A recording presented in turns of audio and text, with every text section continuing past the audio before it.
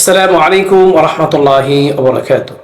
الحمد لله رب العالمين والصلاة والسلام على رسول الكريم وعلى آله وصحبه أجمعين وعلى كل من تبعهم بإحسان إلى يوم الدين أما بعد. প্রিয় দর্শক শ্রোতাগণ, আপনারা যেখান থেকে আমাদের এই ইসলামিক অনুষ্ঠানের পাশে রয়েছেন এবং দেখছেন, সবাইকে আফকিউ চ্যানেল ও মার্কাজুল উলুম ফাতোয়া সেন্টার জয়নাবাড়ি হামায়তপুর সাভার ঢাকার পক্ষ থেকে জানাচ্ছি অসংখ্য ধন্যবাদ।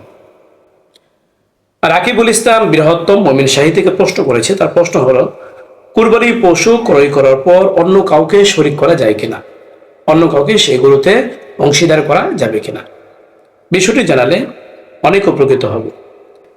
রাকিবুল ইসলামকে এই প্রশ্নটি করার জন্য অসংখ্য ধন্যবাদ। তার প্রশ্ন উত্তর হলো, যদি কোনো ব্যক্তি কুরবানির পশু ক্রয় করার সময় নিয়ত করে যে আমি অন্য কাউকে শরীক করব, তাহলে সে ব্যক্তি পরবর্তীতে কুরবানির পশু ক্রয় করার পর চাইলে অন্য কাউকে শরীক করতে পারবে, এতে কোনো সমস্যা নেই।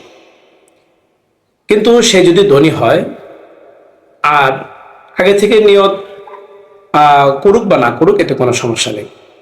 আর যদি গরিব হয়, আগে থেকে যদি নিয়ত না করে যে আমি কাউকে শরীক করব, তাহলে সেই ক্ষেত্রে সে আর কাউকে শরীক করতে পারবে না, কারণ ওই পশুর উপর সম্পূর্ণটাই তার উপর সেটাও ওয়াজিব হয়ে যায়, সেখানে কাউকে শরীক করার সুযোগ থাকে না। এই মাসটার রেফারেন্স উদ্ধৃতি আপনারা পাবেন আব্দুল মুখতারের 9 নম্বর খণ্ডের 527 নম্বর পৃষ্ঠায়, বাদাই সনের 6 নম্বর খণ্ডের 293 নম্বর পৃষ্ঠায়, আল মুহিতুল বুরহানির 8 নম্বর খণ্ডের 477 নম্বর পৃষ্ঠায়, মাজবুল আনহুরের 4 নম্বর খণ্ডের 169 নম্বর পৃষ্ঠায়, হেদায়াত 9 নম্বর খণ্ডের 489 নম্বর পৃষ্ঠায় যে মাসলাটি বর্ণনা করা হলো। রব্বি করিম আমাদের সবাইকে এই মাসলার উপর ভালো করে বুঝে আমল করার তৌফিক দান করুক। এরকম গুরুত্বপূর্ণ ইসলামিক প্রশ্নের উত্তর জানতে চাইলে অবশ্যই দয়া করে আমাদের ইউটিউব চ্যানেলটি সাবস্ক্রাইব করে আমাদের পাশেই থাকবেন। ভিডিওটি ভালো লাগলে লাইক ও শেয়ার দেবেন।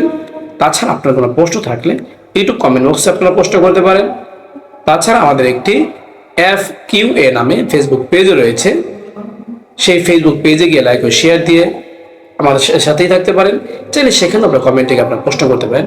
আপনাদের প্রশ্ন উত্তর যথাসময়ে দেওয়ার চেষ্টা করব। আমা আলাইনা ইল্লাল বালাগ।